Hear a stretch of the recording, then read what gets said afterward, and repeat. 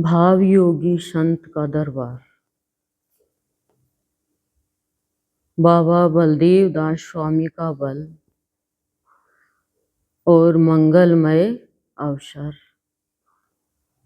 जीवन में जब आता है तो भाव योगी की जिस पर असीम कृपा होती है तो शादी के हर प्रोग्राम से पहले हमारे गुरुदेव, हमारे इष्ट देव सत्संग कराते हैं। इसके पीछे रहस्य क्या है कि एक आत्मा जब वरण करने के लिए जाती है या वरण करती है, उससे पहले उस आत्मा का वरण सत्य से हो जाए और संत, गुरु, महात्मा, ज्ञानी ये सारा भार अपने ऊपर ले लेते हैं। हमारे जीवन में जब कोई मंगलमय बेला आती है तो हमें बहुत डर लगता है कि बारिश नहीं हो जाए। ऐसे हमारे ध्यान में भी नहीं है बारिश आए नहीं आए, बारिश नहीं हो जाए, आंधी नहीं आ जाए, परिवार में कोई लड़ाई झगड़ा नहीं हो जाए, कोई ऐसा समय नहीं आ जाए, कोई शोकाकुल का ऐसे। तो इन सब कारणों को संत अपने ऊपर ले लेते हैं और खुशहाल जीवन बना देते हैं। फिर संत क्या करते हैं कि जीवन की दिशा दिखाते हैं। आज हमारे पास में गृहस्थी में, जीवन में सुविधा के लिए हमें धन की आवश्यकता होती है। धन से हम सारी सुविधा कर सकते हैं, लेकिन धन से सुविधा तो कर ली, लेकिन जीवन में शांति कैसे आएगी? एक वस्तुओं का प्यार, एक मनुष्य का प्यार तो एक क्षणिक है, लेकिन शाश्वत प्यार तो सत्य से होना चाहिए। क्यों? हर एक प्राणी का जीवन जो मनुष्य अवतार लेकर आया है ये तो उपहार है। अब हम उपहार को कितना संभाल के रखते हैं, उसी तरह से सत्संग में आके हर प्राणी अपने जीवन को संभालता है।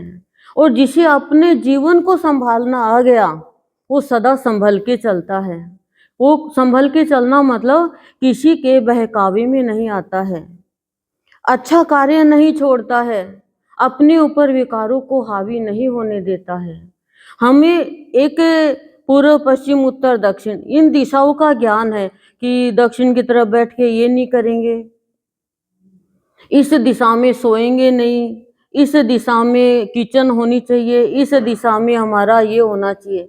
लेकिन सदगुरुदेव कह रहे हैं वो सारी दिशा आपने कर ली, लेकिन कर्म की दिशा नहीं बदली तो दशा कैसे सुधरेगी?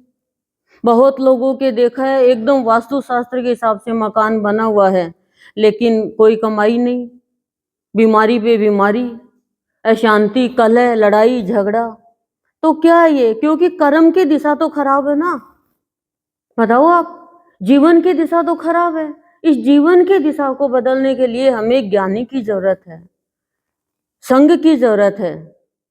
हम सब देवी देवताओं को मानते हैं, पूजा करते हैं, पाठ करते हैं, जात बोलते हैं, आते हैं जाते हैं, लेकिन स्वभाव में परिवर्तन किसके आया? बताओ, स्वभाव में परिवर्तन किसके आया? सत्संग के बिना परिवर्तन आ ही नहीं सकता स्वभाव में। हम नासमझी से कार्य करते जाते हैं, सोचते हैं हमने तो बहुत अच्छा कर दिया। जब हम सत्संग में आते हैं तब हमें पता चलता है कि हम तो कितने नासमझ थे, हमें तो इतनी सी भी समझ नहीं थी, लेकिन हम सबसे ज्यादा समझदार थे। क्यों? क्योंकि हमें खाना अच्छा बनाना आता है, व्यवहार अच्छा करना आता है, परिवार को पूरा बांध के रखना आता है, सबके सामने हम चतुर हैं, हम मूर्ख नहीं है, बस हम इसी में समझदार हैं। लेकिन मुक्ति कैसे मिलेगी? शांति कैसे मिलेगी? संतोष कैसे आएगा? शरीर तो थक जाएगा एक दिन। बहुत लोग काम करते हैं बचपन से लेकर जब तक शरीर चलता तब तक, लेकिन उसके बाद में जब हम अपाहिज हो जाते हैं तो हमारा कौन काम करता है? सब क्या चाहते हैं? क्या चाहते हैं सब? बताओ आप। तो हमने उनका तो काम किया, लेकिन ईश्वर का काम नहीं किया हमने। ईश्वर के हम कोई काम नहीं आए, तो हमारा काम ईश्वर कैसे करेगा? सबके अंदर ईश्वर का वास है, सबके अंदर। एक भी प्राणी ऐसा नहीं है, लेकिन ईश्वर का भाव नहीं है। कारण हम स्वार्थ के लिए पूजा करते हैं, स्वार्थ के लिए भक्ति करते हैं, क्योंकि हमें ये जीवन परमार्थ के लिए मिला है। इसका हमें ज्ञान ही नहीं है, इसका हमें ज्ञान है। हर चीज हम स्वार्थ के लिए करते हैं, हम समझ ही नहीं पा रहे हैं। इस चर्म में चारों धाम है, हमारे गुरुदेव कहते हैं चारों धाम है, सारे तीर्थ है, सारे देवी सारे देवता है।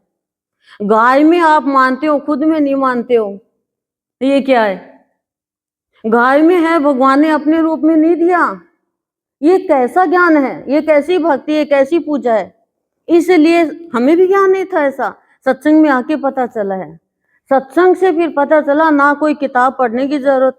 रामकृष्ण परमहंस इतने बड़े संत हुए, वो तो पढ़े लिखे नहीं, उन्होंने एक किताब नहीं पढ़ी, लेकिन आज उनकी पूजा हो रही है। उन्होंने इतना ज्ञान प्राप्त कर लिया अपने इष्ट से कि स्वयं को जान लिया। स्वयं के अंदर ब्रह्मा विष्णु महेश है, बस उसी के लिए हम सत्संग करते हैं। जीवन में आज हमारे पास में जो कुछ भी है वो तो हमारे पूर्व जन्म का है, लेकिन उनको कैसे संभाल के रखना है, कैसे सदुपयोग करना है, जीवन की दिशा कैसी होनी चाहिए, वाणी क्या होनी चाहिए, व्यवहार कैसा होना चाहिए, ये सारी चीज तो हमें सत्संग में बताई जाती है। फिर वो नाम से, बदनाम से, अपमान से, अनादर से, सम्मान से, इन सब से नहीं घबराता है। क्यों? जब सम्मान मिलता है तो मेरा अपमान मिलता है तो प्रभु आपने करवाया, ऐसा नहीं कहता वो कहता मेरे पास जो कुछ है आपने दिया, आपने करवाया। सबके अंदर ईश्वर है। तो ये जो ज्ञान की बातें हैं, छोटी छोटी बातें हैं, जीवन में उतर जाती है तो हम समझ पाएंगे कि जो संत, देखो सब पूजा पाठ करते हैं मैंने कहा, लेकिन उसके बाद में संत मिलते हैं। पहले आपको संत नहीं मिलेंगे, इतने पुण्य कर्म नहीं है कि तुरंत ही संत मिल जाए। क्या पहले हम भगवान की पूजा करते हैं, कोई राम की, कोई कृष्ण की, कोई श्याम बाबा की, कोई हनुमान जी की, है कोई रानी सती की, कोई दुर्गा की। उसके बाद में पूजा जब हो जाती है पूरी तो संत मिलते हैं, तब भगवान कहते हैं अब इसको ज्ञान कराओ। देखो ध्रुव चल रहा है किसको पाने के लिए? संत को पाने नहीं चल रहा, नारायण को पाने चल रहा है वो, कि नारायण की गोद मिले। लेकिन नारायण ने किसको भेजा? संत को भेजा ना, कि जा तू रास्ता दिखा उसे, दिशा दिखा उसे। और उसको घर वाले भी दिखा रहे, ये देख तेरी माँ रो रही है, बोले नहीं, दृढ़ निश्चय। ध्रुव का मतलब दृढ़ निश्चय। हमारा कहाँ दृढ़ निश्चय? हमारे घर में तो किसी के जरा सी बुखार हो गई, छुट्टी सत्संग से। पैर में कुछ हो गया, छुट्टी सत्संग से। तो सत्संग से छुट्टी, एक दिन शरीर से छुट्टी, और भगवान हो गए कुट्टी। बताओ क्या होगा? तब ईश्वर की भक्ति सब करते हैं हम भी करते थे, लेकिन तब कहा तुलसीदास जी ने, बिना हरि कृपा, हरि की कृपा से संत मिलते हैं। जब पढ़ाई पूरी हो जाती है तो नौकरी करो, चाहे बिजनेस करो और चाहे और कोई कार्य करो। पढ़ाई पूरी हो गई, पढ़ाई पूरी नहीं हुई, कहीं पहले मैं तो नौकरी करूंगा, कौन नौकरी देगा? पहले व्यापार करूंगा, कैसे व्यापार करेगा? पढ़ना तो पड़ेगा ना। बताओ आप नहीं पढ़ना पड़ेगा क्या? तो यही है, यही प्राणी का जीवन है। सत्संग में आके इन बातों का ज्ञान होता है। सत्संग में आकर ही इन बात, दवाई खारी लगती है लेकिन स्वस्थ कर देती है। संत की बातें कई बार खारी लगती है लेकिन मन स्वस्थ कर देती है। अब हमारे अंदर मन, बुद्धि और चित्त, विचार और भावना सब बीमार है। मन के अंदर भ्रम है, बुद्धि स्वस्थ नहीं है, हानि लाभ कुछ कुछ बताती रहती है, चित्त हर कुछ निर्णय दे देता है। क्यों? चल नहीं पा रहे हैं, वो स्वस्थ नहीं है। मन के अंदर इतनी आसक्ति है खाली वस्तुओं की, संसार की, इनकी, तो मन हमें पहुंचने ही नहीं देगा भगवान तक। मन भ्रम में डाल देगा, नहीं नहीं क्या पड़ा है वहां पे, नहीं नहीं क्या पड़ा है वहां पे। मन के कारण ही आपको स्वर्ग मिलता है, मन के कारण नरक मिलता है। लेकिन संत कहते हैं मुझे, मेरे बच्चे को स्वर्ग नरक से क्या मतलब है? ना स्वर्ग में जाओगे वापस आओगे, नरक में जाओगे तो ऐसे ही परेशानी होगी। तो स्वर्ग नरक से भी ऊपर है मुक्त अवस्था, जीवन मुक्त अवस्था, जिसके जीवन में बिल्कुल भी बंधन नहीं है मन का। मन ने बांध रखा है हमें, हम नहीं बांधे हुए हैं, मन ने बांध रखा है परिवार में, संसार में। और हम खुल जाए, स्वतंत्र हो जाए तो हो सकते हैं हम। पर सत्संग कभी भी गलत व्यवहार करना, गलत आचरण करना, दिशा गलत न अपनाना, ये कभी नहीं बताते हैं। सत्संत का तभी तो भगवान कृष्ण भी कहते हैं कि संतों का आदर तो मैं भी करता हूं। हनुमान जी पर्वत उठा के ले आए और द्रोणागिरी पर्वत, लेकिन भगवान ने तो गोवर्धन ही उठाया था, एक कोना उसका, और भगवान गिरधारी हो गए। भगवान तो भगवान है, लेकिन भगवान संत को अपने स्थान से भी ऊपर स्थान देते हैं कि संत रास्ता दिखाने वाले हैं। आपके पास मोबाइल की छोटी सी रोशनी है, टॉर्च चालू करो, टॉर्च चालू करो, और वो आपको रास्ता दिखा देगी। तो आपको जीवन के लिए प्रकाश की जरूरत होती है। वो संत क्या करते हैं, हमें प्रकाश का रास्ता दिखाते हैं। कैसे दिखाते हैं? संत की शरण में यदि कोई आ गया और संत के ही शरण में आकर संत को सब कुछ मानने लगा, तो संत क्या करते हैं, संत छोड़ते नहीं किसी को, सबको साथ में लेके चलते हैं। संत के यहाँ भेदभाव नहीं है, अभेद स्वरूप है सब। तभी तो कर्म ऊंचे होते हैं, अच्छे होते हैं। तो संत क्या करते हैं, सबको साथ में लेकर चलते हैं और देख रेख सबकी करते हैं संत। जैसे माँ सबकी देख रेख करती है, नाराज हो जाएगी बच्चे से, लेकिन ध्यान रहेगा खाना नहीं खाया, तो खुद नहीं देगी तो अपने बच्चों दूसरे को कहेगी आप खाना की पूछो उसको, मैं बात नहीं करूंगी। दिल रो रहा है उसका, तो भगवान तो और भी हमारी सबसे ऊंची माँ है। तो सबकी देखभाल करते हैं संत, ज्ञात से भी अज्ञात से भी। ज्ञात से कैसे? ज्ञात से ऐसे ही जब हमारा हृदय विशाल होता है तो हम देख पाते हैं उनकी कृपा को। पर उसकी कृपा कब मिलेगी आपको? जब संत के साथ चलना, उठना, बैठना, खाना, पीना, रहना, सोना सब संत के बराबर हो जाएगा कि संत कैसे करते हैं। देखो जगत को देखते देखते देखते देखते ही रह गए। यदि भक्तों को देखते तो देखते नहीं रहते, भगवान तक पहुंचा देते वो भक्त। लेकिन जगत को देखते हैं, उसने ये पहन रखा है, उसने उसका मकान ऐसे, उसके इतना पैसा हो गया, वो तो इतनी गरीब हो गई, उसके इतना ये हो गया। हमारे अंदर हीन भावना आ जाती है। ये क्यों आ जाती है? क्योंकि जीवन की दिशा खराब है। आपकी जीवन की दिशा खराब है तो किसी को भी देखकर आपके अंदर बुरा भाव आ जाएगा, नहीं तो किसी को देख के, किसी की बात सुन के बुरा भाव आएगा ही नहीं, कभी नहीं आएगा। क्यों? उसको पता है कि मैं सोचूंगा बुरा भाव तो मेरे अंदर पहले भगवान बैठे हैं, उनको पता चल जाएगा और फिर मेरे भाग्य में लिखा जाएगा। इसलिए कभी भी वो बुरा भाव नहीं लाता। कि आता भी है तो भगवान जी कहता भगवान जल्दी निकालो, मुझे नहीं चाहिए ये। और आप देखो साथ में तो लेके चलते हैं, देखभाल भी करते हैं और विकास की ओर लेके जाते हैं। कभी भी आपको अवनति की ओर लेके नहीं जाएंगे संत। बस विकास की ओर कैसे लेके जाते हैं कि जैसे छोटा बच्चा है तो माँ खुद खिलाती है, बड़ा है तो कहती है प्लेट में डाल के ले तू खा ले, ऐसे साथ में लेके ऐसे देखभाल करते हैं। अब बड़ा कहे कि नहीं इसको भी बोलिए भी खाएगा तो वो तो बिखेर देगा। तो जो जिस लायक है भगवान वैसा ही उसको प्रदान करते हैं। लेकिन भावियों के संत पूजा अर्चना क्या बताते हैं कि सत्य की पूजा अर्चना करो, और ये भावना जागृत करते हैं कि सत्य से बड़ा कोई नहीं है। हमारे बाबा सत्य के लिए घर से निकल गए, सूखी पतिया चबाई। गुरुदेव ने सत्य के लिए 12 बरस तक इतना मतलब खोज की कि सत्य कैसे मिले, फिर बाबा सत्य रूप में मिले। और हम बोलते हैं सत्य बोलना चाहिए, सत्य की बांधी लक्ष्मी है, लेकिन फिर भी हम बोलते हैं पर झूठ भी बोल जाते हैं। तो झूठ बोलते हैं तो भगवान कह रहे मेरे ऊपर आवरण आ रहा है झूठ का।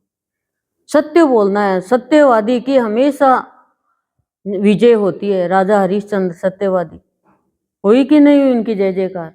तो हमें झूठ का आधार लेंगे तो सत्य संग, यानी सत्य का संग ही सत्संग है। आप सत्संग करके झूठ बोल रहे हो तो सत्संग थोड़ी देर के लिए किया। आपने आज सत्संग किया, नई आत्माएं भी आई है, लेकिन मेरे को एक बात बताओ, आप बीमार हो गए ठीक है, आपने एक टाइम दवाई ली, आपको 6-6 घंटा से दवाई लेनी है, आपने एक टाइम दवाई ली खाली और फिर ली नहीं, कोर्स 15 दिन का लिया ही नहीं, आप ठीक हो जाओगे क्या? आप समझ गए होंगे, ऐसे तो समझदार हो ही। तो जीवन में मैंने ये कहा ना, पैसे से सुविधा कर सकते हैं, लेकिन सत्संग से जीवन में शांति मिलती है, रहन सहन शुद्ध सात्विक सदाचारी होता है, संत की दृष्टि पड़ते ही। इसलिए संत हमारे कोई भी मांगलिक कार्य होते हैं उसमें सबसे पहले सत्संग करवाते हैं, जिससे सारी जिम्मेदारी संत के ऊपर सौंप दें हम। और संत लेते भी है जिम्मेदारी, ऐसा नहीं है सबको साथ लेके चलते हैं संत तो। और संत तो भाव का ध्येय जिसने बना लिया और पूजा अर्चना खाली भाव के लिए करने लग गया, तो संत अपने आप ही उसका रखवाला बन जाता है। फिर वो एक ही काम करता है, पुराने विचारों को पलायन करने की प्रार्थना करता है। तभी तो पुराने विचार खत्म होंगे तो नए विचारों से घट भरेगा, नहीं तो पुराने विचार हमारे क्या है, नकारात्मकता के विचार। तब वो समझ पाएगा कि ये जीवन है, खाने पीने रहने सोने उठने बैठने निरर्थक वार्ता करने के लिए नहीं है। भक्ति का खाना भी जरूरी है, जिससे जीवन मंगलमय हो। देखो कितने लोग बीमार पड़े हैं, मृत्यु मांग रहे हैं, लेकिन फिर भी वो समझ नहीं पा रहे। उनको देख के भी यही तो माया है, यही तो माया है। और सत्संग से हमारी ईड़ा पीड़ा सब खत्म होती है। आधी से आधी घड़ी का सत्संग भी, रामायण तो पढ़ने वाले होंगे सब, फिर रामायण पढ़ के भी आपको सत्संग के महत्व का नहीं पता, और सत्संग की आप खाली बात ही बना रहे हो, तो फिर रामायण पढ़ी नहीं पढ़ी बराबर?